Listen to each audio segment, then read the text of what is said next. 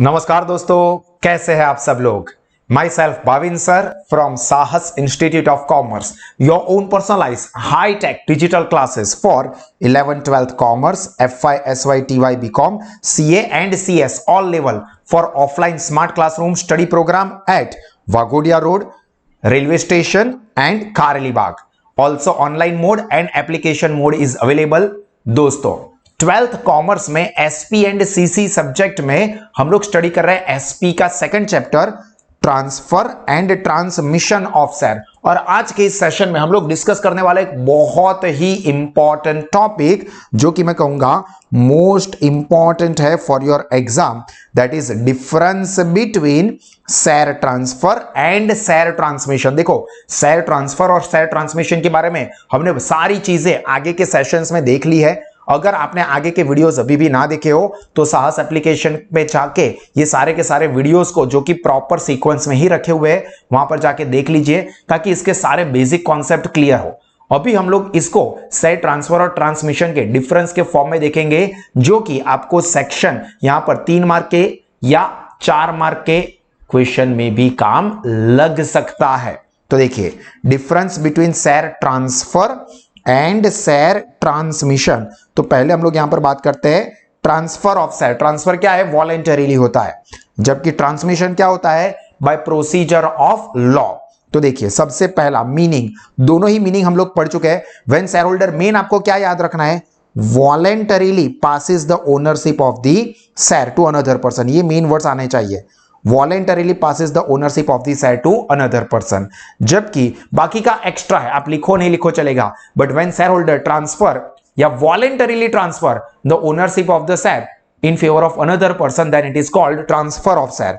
या तो when shareholder dies or he is declared by the court, या तो insolvent or lunatic, then in such a case compulsory transfer of share under the law. ये main words है जो कि आ जाने चाहिए। Compulsory transfer of share under the law is called transmission of share. When shareholder voluntarily transfer the share, it is called share transfer. When share is compulsorily transferred under the provision of law, then it is called transmission. The next point is circumstances। तो ये circumstances कैसे होते हैं? Normal, ये तो पहले point में ही आ गया, voluntarily transfer, जो कि वो कभी भी कर सकता है at any time according to the provision of act. जबकि ट्रांसमिशन कब होता है, जो कि हमने देख लिया है, डेथ, इंसॉल्वेंसी और डिक्लेयर्ड ल्यूनेटिक। तो इस केस में शेयर ट्रांसमिशन होता है। देखो, मैं आपको सजेस्ट करूंगा कि आपको कौन कौन से पॉइंट प्रीफर करने चाहिए। ये वाला पॉइंट याद रखना इजी है। सेकंड नंबर का ठीक है, इतना कुछ खास इंपॉर्टेंट नहीं है। कंसेंट, तो देखिए कंसेंट के लिए क्या कहा है? In voluntary transfer consent of both party is essential. देखो, ये इजी भी है और इंपॉर्टेंट भी है कि शेयर ट्रांसफर करना है तो बोथ पार्टी मतलब कौन? बायर एंड सेलर, दोनों की कंसेंट जरूरी है। जबकि ट्रांसमिशन में consent of both party is not required. सिर्फ यहां पर क्या होता है? ऑपरेशन ऑफ लॉ के थ्रू होता है। तो जो सेलर है उसकी मर्जी या ना मर्जी पूछने का कोई क्वेश्चन नहीं होता है। अभी जो बंदा जो है जिसके नाम पे शेयर थे वो डेथ हो चुका है, डेड हो चुका है, तो ऑब्वियसली उसकी कंसेंट लेने के लिए कौन जाएगा? अगर बंदा जो है वो इंसॉल्वेंट डिक्लेयर हो जाएगा तो कोर्ट बोलेगी कि भाई आपको कंपलसरीली शेयर ट्रांसफर कर ही देने हैं। तो यहां पर दोनों, अभी वो इंसॉल्वेंट पर्सन है वो बोलता है नहीं यार मैं नहीं करना चाहता हूं। भाई आपको पूछा किसी ने पूछा, आपको पूछने की जरूरत ही नहीं है। ट्रांसफर में consent of both parties required, जबकि ट्रांसमिशन में consent of both parties not necessary. ये इवन पॉसिबल भी नहीं हो सकती कई बार तो, क्योंकि डेथ हो गई है तो कौन जाएगा पूछने? जा भाई तू ऊपर जाके पूछ क्या ऐसा होगा? सिंपल सी बात है। देन फोर्थ, कंसीडरेशन, जो कि थर्ड पॉइंट के साथ ही कनेक्टेड है।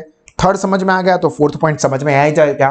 कंसीडरेशन मतलब समथिंग इन रिटर्न, शेयर के बदले में कुछ ना कुछ और, नॉर्मली पैसे ही होते हैं, वो देना। तो share transfer arise due to valid agreement of both parties. So ये मेन वर्ड है, कंसीडरेशन इज एसेंशियल। यहां पर क्या याद रखना था? Essential, consent of both party is not necessary.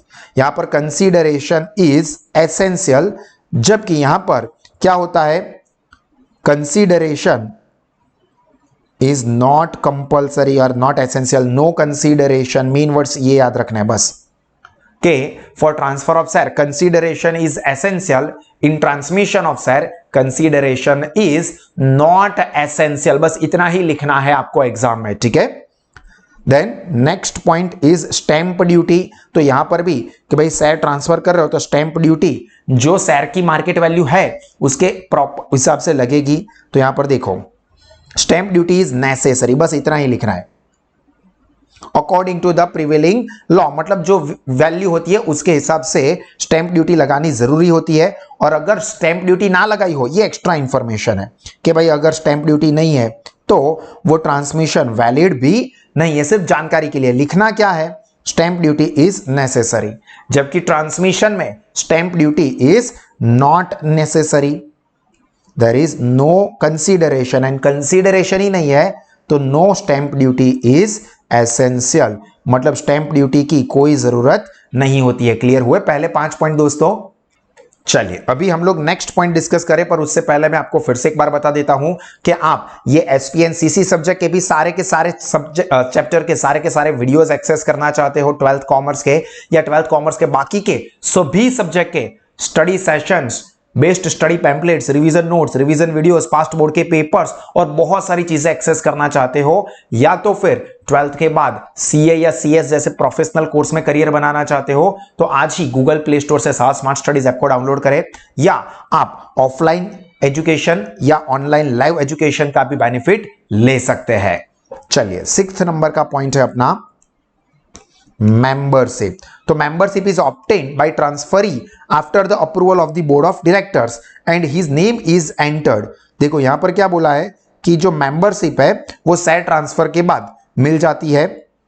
membership is obtained जिसका नाम रजिस्टर ऑफ मेंबर में लिखा होगा, जबकि यहां पर legal representative is entitled to the right of the member and can claim the dividend. मैं ये सजेस्ट करूंगा कि ये आप याद नहीं रखें, थोड़ा कंफ्यूजन है। सिंपल सी बात है, मेंबरशिप किसको मिलेगी, तो जो भी शेयर खरीदेगा, ट्रांसफरी होगा, उसको मेंबरशिप मिल जाएगी। और यहां पर सिर्फ रिप्रेजेंटेटिव ऐसा नहीं होता है, या तो लीगल एयर होगा, या तो रिप्रेजेंटेटिव होगा, या रिप्रेजेंटेटिव या रिसीवर कह सकते हैं, जो भी कोर्ट अपॉइंट करती है वो, या तो फिर अगर पागल हो चुका है आपके जैसा तो ट्रस्टी होंगे, या तो गार्डियन होंगे, तो उनके नाम पे ये शेयर ट्रांसफर होते हैं।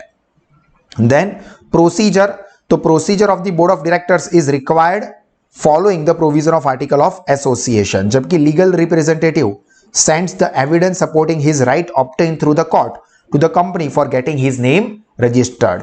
तो ये भी इंपॉर्टेंट नहीं है, वैसे तो प्रोसीजर पूरा हमने procedure of transfer of share and transmission of share दोनों ही देख लिए, बट एग्जाम में ये लिखना प्रॉपर जेन्युइन पॉइंट नहीं है। देन रिफ्यूजल, तो यहां पर ये इंपॉर्टेंट है, ये आप जरूर लिखोगे, याद रखोगे।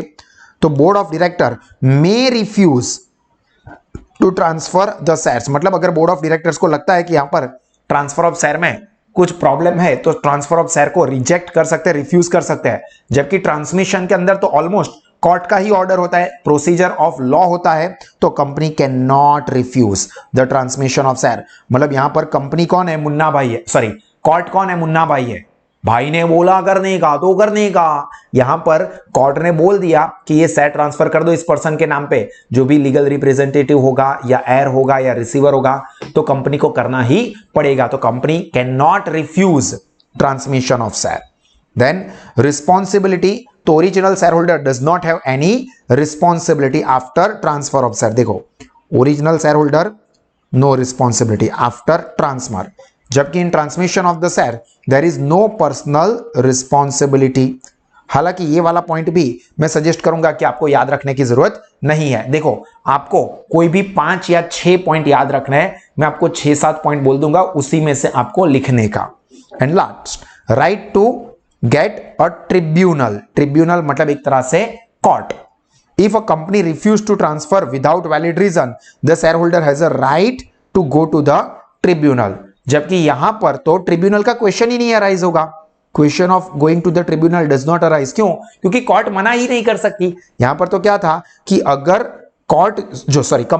कंपनी रिफ्यूज करती है, तो अभी यहां पर तो कंपनी कैन नॉट रिफ्यूज। अभी कंपनी रिफ्यूज कर ही नहीं सकती, ट्रांसमिशन करना ही पड़ेगा। जैसा मैंने बोला, भाई ने बोला करने का तो करने का, तो कंपलसरी यहां पर कंपनी को ये ट्रांसमिशन करना ही पड़ेगा। तो ऑब्वियस है कि ट्रिब्यूनल यानी कि अपर कोर्ट में जाने की जरूरत ही नहीं होती है। हाँ, ट्रांसफर में अगर कंपनी रिजेक्ट करती है तो शेयर होल्डर ट्रिब्यूनल में जा सकता है। तो ये मैं आपके ऊपर छोड़ता हूं कि अगर आपको कवर करना है तो करिए, वरना चलेगा।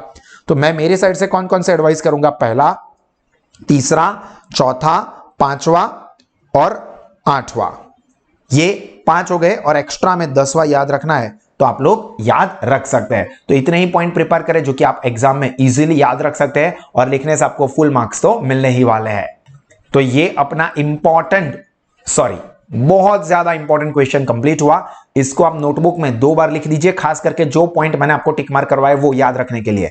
और इसी तरह के और extraordinary education 11 12 FY SY TY CA या CS के कोई भी लेवल के लिए लोवेस्ट फीस पे अवेल करने के लिए आप और आपके सारे दोस्त गूगल प्ले स्टोर से साहस स्मार्ट स्टडीज ऐप को आज ही सब्सक्राइब करें। God bless you all. जय हिंद।